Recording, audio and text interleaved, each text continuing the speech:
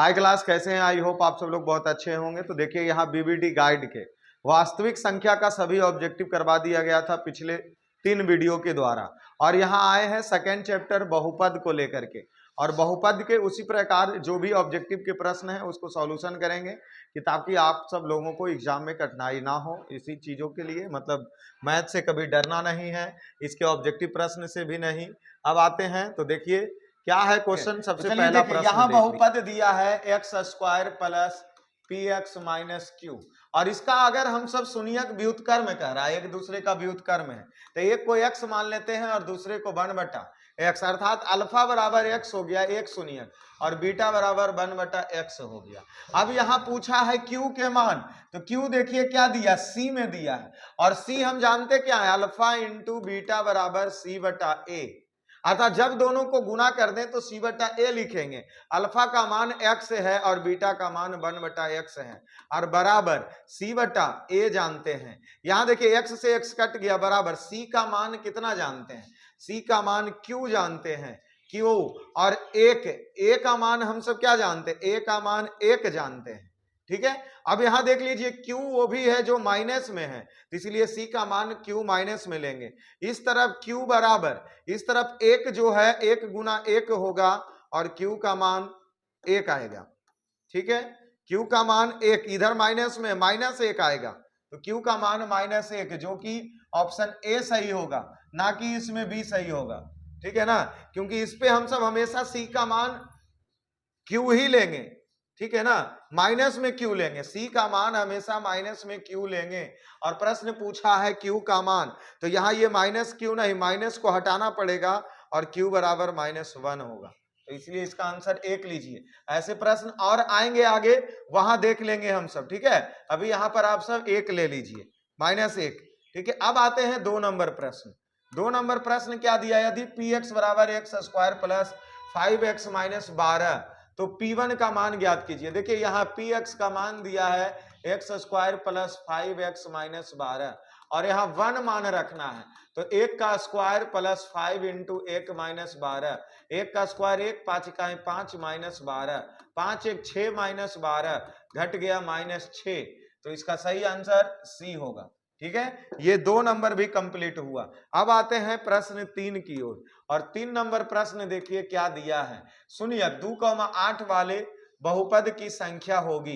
देखिए कोई भी सर एक शून्यक 2 दिया है, अल्फा और बीटा 8 दिया है, अगर ऐसा प्रश्न रहे तो इसमें हमेशा याद रखिएगा कि इसमें जो बहुपद होगा वो अनगिनत होंगे, क्योंकि कोई भी 2 बहुपद आपको दे दे, मतलब सॉरी, कोई भी 2 शून्यक आपको दे दे, 2,8 बोल दे, या 1,4 बोल दे, या 2,3 बोल दे, कोई भी बहुपद का शून्यक दे दे और उसमें पूछे कितना बहुपद बनेगा, तो उसमें आप आंख बंद करके अनंत मानिएगा। हमारी बातों को याद रखिए, क्वेश्चन और भी पूछा जाएगा ऐसा प्रश्न। ठीक है, तो अब आते हैं क्वेश्चन नंबर 4 की ओर, और क्वेश्चन नंबर 4 देखिए क्या दिया गया है।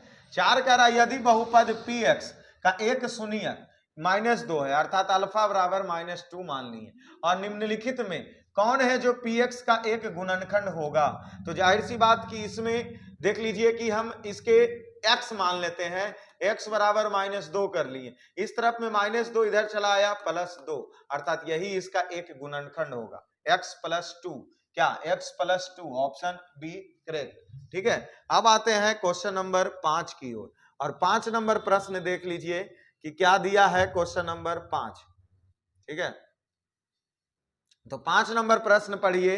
5 क्या कह रहा है, 5 प्रश्न कह रहा है क्या, यदि बहुपद कितना दिया है 2x square plus 5x minus के शून्यक एक दूसरे के व्युत्क्रम है, इसमें भी कह रहा है अगर एक शून्यक आप x लेते हैं तो दूसरा शून्यक 1/, आपको x लेना होगा, same to same question number 1 की तरह, और हमने 1 में जो आंसर चेंज किए थे वही चीज देखना है कि यहाँ इसमें आंसर आता है या नहीं, जैसे हम प्रश्न 1 बनाए थे उसी तरीके से। अब देखिए कह रहा है एक दूसरे का व्युत्क्रम है, तो k का मान, k कहाँ पे है, c पर है, तो यहाँ हम अल्फा इंटू बीटा लेंगे, c/a करेंगे, अल्फा का मान x और बीटा का मान 1/x बराबर c का मान -k लेंगे और a का मान यहाँ 2 लेंगे, क्योंकि ये वाला भाग रहा, जैसे यहां हम a का मान 1 लिए थे, ठीक है। अब इसको ये से ये कट गया, बराबर बचा 2, अर्थात बटा 2 इस तरफ भागा में, इधर आ गया गुना में, माइनस k बराबर 2 बचा, k बराबर -2 बचेगा।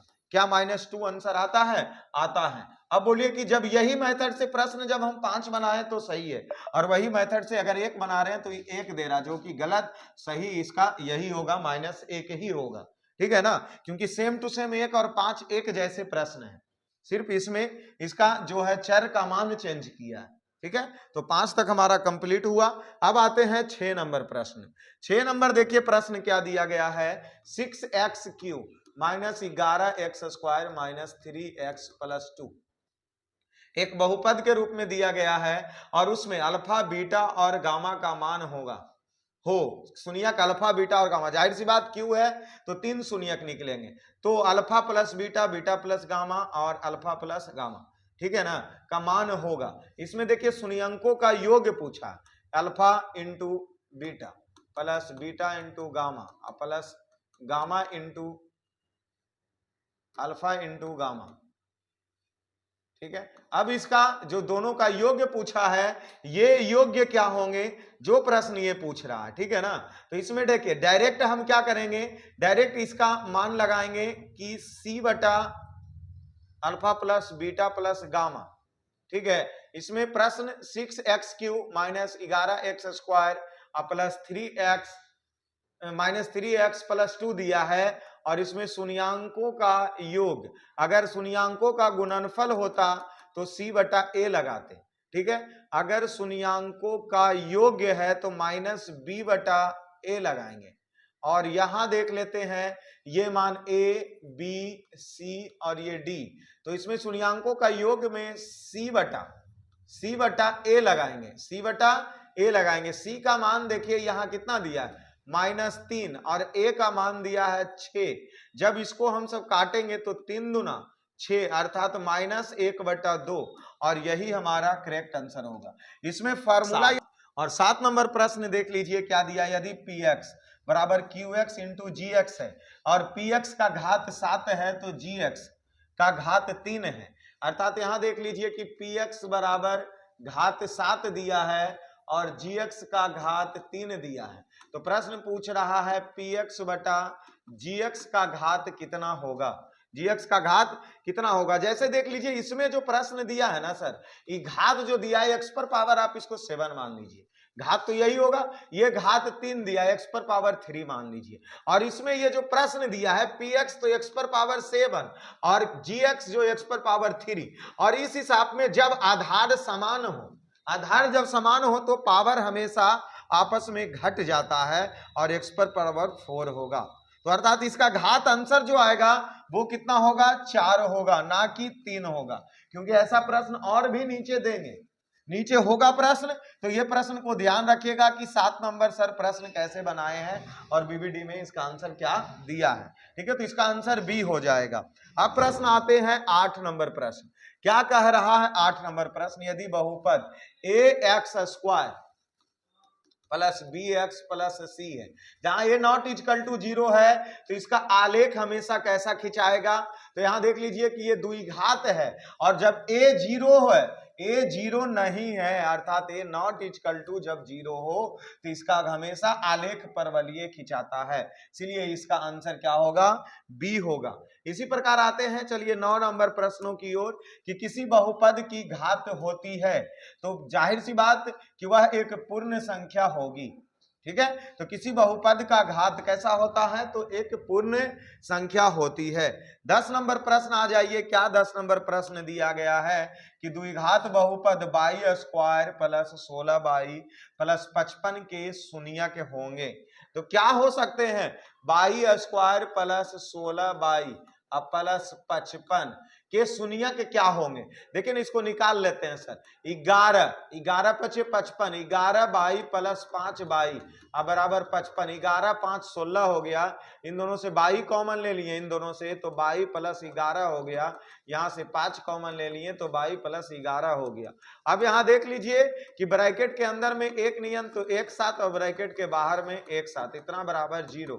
22 प्लस 11 बराबर भी 0 और 22 प्लस 5 बराबर भी 0। 22 का मान -11 और 22 का मान -5। ये आया हमारा क्या आंसर आया। तो दोनों मान हमारा क्या प्राप्त हुआ, ऋणात्मक। दोनों मान हमेशा क्या प्राप्त हुआ, तो ऋणात्मक। इसीलिए इसका आंसर 1 क्लिक करेंगे। ठीक है, तो 10 का 1 सही होगा। 11 नंबर प्रश्न आ जाइए, क्या दिया गया है। 11 नंबर प्रश्न, निम्नलिखित में कौन बहुपद नहीं है। अर्थात इसमें कौन है जो बहुपद नहीं है, जो चेक कीजिए। तो 2/3x + 1 है। देखिए इसको हम भिन्न के जब जोड़ बनाएंगे ना तो ये 3 होगा और 2x अब प्लस 1 से 1 कट गया तो यहाँ 3 होगा बराबर 0। अर्थात 2x + 3 बराबर 3 गुना 0, 2x + 3 बराबर 0, जो कि एक बहुपद है। तो ये बहुपद होगा और ये बहुपद तो ऑलरेडी आपको दिया है, तो ये दोनों होगा। लेकिन अगर c बनाते हैं 1/x - 1, तो ये x का मान जो बटा में है वो ऊपर में जैसे ही जाएगा तो उस पर माइनस चार्ज हो जाएगा। उस पर कौन सा चार्ज आएगा, माइनस चार्ज, जो कि कोई बहुपद में घात किसी का ऋणात्मक नहीं होता है, इसीलिए यह बहुपद के रूप में नहीं है। ये भी बहुपद है, x² आपको दे दे पूछ दे तो ये भी बहुपद का ही रूप है, ये भी बहुपद है, लेकिन ये बहुपद नहीं है। तो 11 कंप्लीट हमारा हुआ। अब प्रश्न आते हैं 12 नंबर, और 12 नंबर देख लीजिए प्रश्न क्या दिया गया है। 12 प्रश्न पूछ रहा किसी द्विघात बहुपद के शून्यक यदि 2 और 6 है, अर्थात अल्फा 2 और बीटा का मान 6 दिया है, तो द्विघात बहुपद होगा। द्विघात बहुपद होगा तो देखिए हम अल्फा प्लस बीटा का मान पहले निकाल लेते हैं। तो 2 + 6, 6 2 8 हो गया, और अल्फा इंटू बीटा का मान निकाल लेते हैं तो 6 दूना 12 हो गया। द्विघात बहुपद का रूप जानते हैं, x² - alpha plus beta into x plus alpha into beta और बराबर 0। x² अल्फा प्लस बीटा का मान 8 आया, इसलिए इसके जगह 8 रख दिए, और अल्फा इंटू बीटा के जगह 12 आया, इतना बराबर 0। क्या ये आंसर द्विघात बहुपद में नहीं दिया है, मिलाइए ना। x² - 8x, x² - 8x और प्लस 12 बराबर 0, तो इसका आंसर क्या हो जाएगा, डी हो जाएगा। उसके बाद आते हैं 13 नंबर प्रश्न। क्या दिया है सर, 13 पढ़ के रख के देखिए। बहुपद y² - 6y + 8 का घात क्या है। तो देखिए ना सर, इस पे घात क्या है यही पूछा है, तो घात 2 है, इसलिए आंसर इसका क्या करेंगे, 2 क्लिक करेंगे तो 13 कब ये हो जाएगा। 14 नंबर प्रश्न आइए। 2x² - 3x - 5 का एक शून्यक है।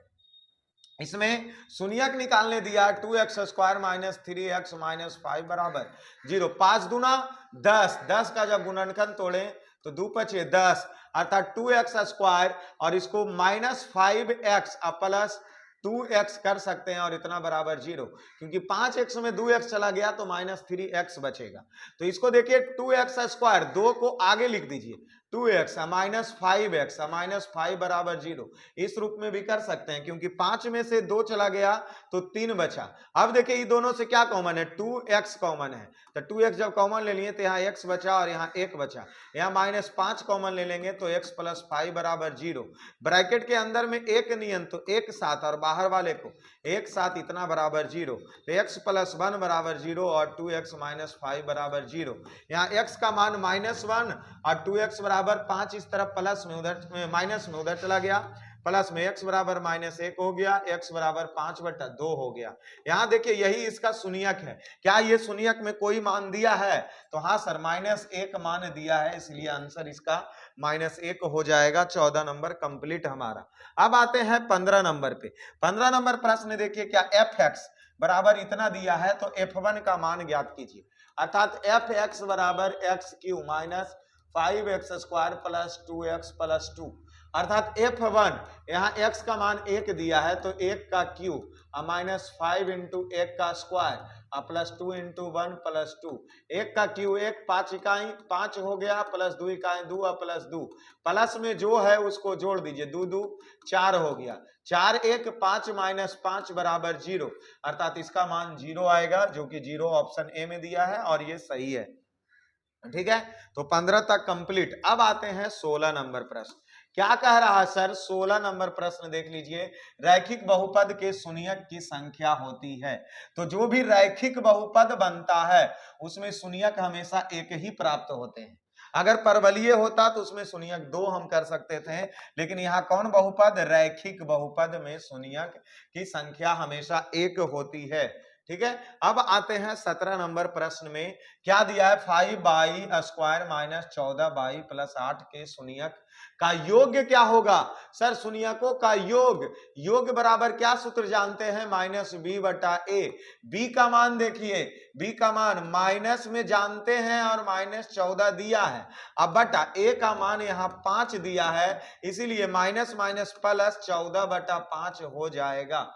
ना कि आप माइनस ढूंढिएगा कि 14 के साथ माइनस कहाँ गया, नहीं सर, माइनस बी बटा ये सूत्र ही हम जानते हैं, और यहाँ बी का माने दिया है माइनस 14, तो माइनस माइनस प्लस हो गया और 14 बटा 5 हो गया, इसलिए इसका आंसर 17 का सी हो जाएगा। अब आते हैं 18 नंबर प्रश्न। क्या कह रहा है 18 नंबर प्रश्न? y² इंटू 1 बटा बाई प्लस 3, तो इसका सॉल्यूशन करिए ना सर, तो बाई इंटू 1 बटा बाई प्लस में 3, यहाँ कुछ नहीं था एक, जब एक तो एलसीएम लिए तो बाई, अब 1 प्लस और बाई और एक बाई हो गया और 3 बाई और इतना बराबर, अगर मान लेते हैं 0 तो y² और इंटू 1 प्लस 3 बाई, और इस तरफ ये भागा में उधर चला गया तो गुना में, तो y² इंटू 1 प्लस 3 बाई। अब बाई को 1 से गुना किए तो y², अब y² और 3 बाई से करेंगे तो 3 इकाई 3, अब y² और बाई मिलके बाई क्यू, क्या आंसर नहीं देता है? y² प्लस 3 बाई का क्यू, y² प्लस 3 बाई का क्यू आना तो चाहिए यही चीज, लेकिन एक बार इसको और चेक कर लीजिए आप, क्योंकि y² दिया, y² तो हमेशा रह ही जाएगा। अच्छा ठीक है, देखिए यहां से इसको हम क्या करेंगे, 0 रहने देते हैं सर, देख लीजिए, और इसमें जो बटा बाई आया था रहने देते हैं, यहाँ ये गुना में है तो y² और गुना 1 प्लस 3 बाई और इंटू ये बाई बराबर 0, एक बाई से एक बाई कट गया तो into by into 1 plus 3 by बराबर 0। अब बाई को 1 से किए तो बाई और 3, और बाई को y² से करेंगे, बाई को बाई से किए तो y², अर्थात ये इसका आंसर आएगा, तो by plus 3 y², by plus 3 y², जो कि इसका आंसर क्या हो जाएगा? डी हो जाएगा 18 नंबर का। ठीक है, अब आते हैं 19 नंबर प्रश्न। क्या 19 नंबर प्रश्न दिया है सर? यदि बहुपद px का एक गुणनखंड x प्लस 1 हो तो बहुपद px का शून्यक ज्ञात कीजिए। देखिए ना, एक गुणनखंड px बराबर 1 दिया है, इतना बराबर 0, और एक इस तरह प्लस में इधर चला आया माइनस में, क्या एक का मान -1 होगा? एक शून्यक होगा, तो 19 का 1 सही हो जाएगा। अब आते हैं प्रश्न 20 नंबर प्रश्न। 20 नंबर प्रश्न देखिए 7 नंबर प्रश्न की तरह सॉल्यूशन किए थे। देखिए यहां भी px का घात कितना दे ले? 6 दे ले, तो x पर पावर 6 मान लेते हैं, एक घात हो गया।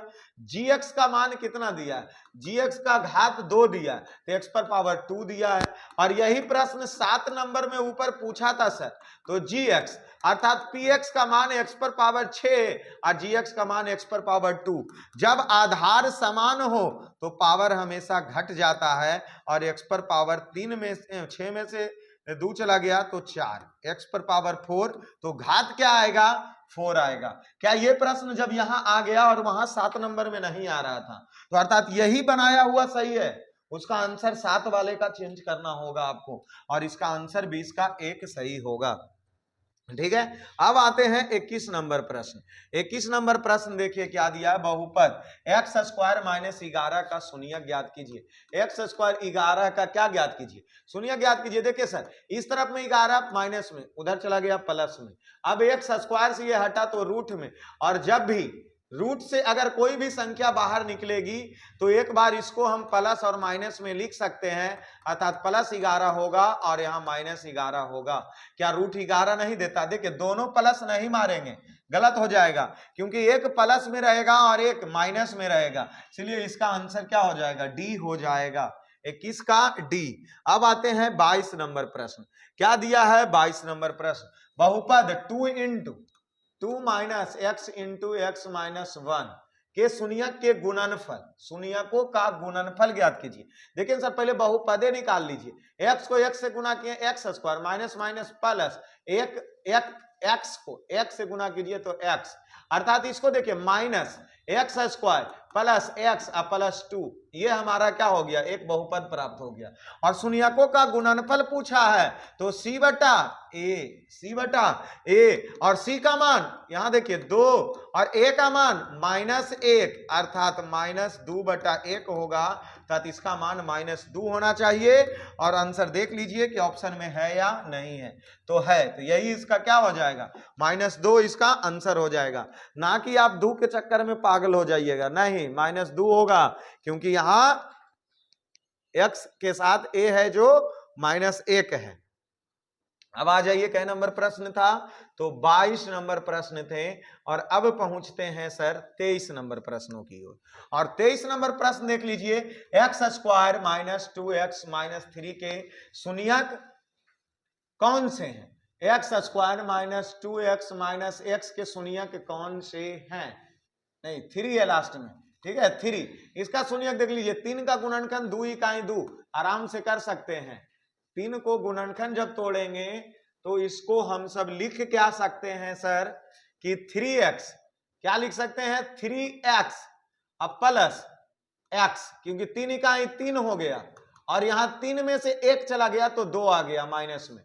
अब आगे वाले दोनों से देखिए कि क्या कॉमन, x कॉमन ले लें तो x - 3, और यहां से कॉमन क्या ले लें तो +1 ले लें, तो x और +1 को कॉमन हम अगर ले लिए तो यहां पर x - 3 बराबर 0।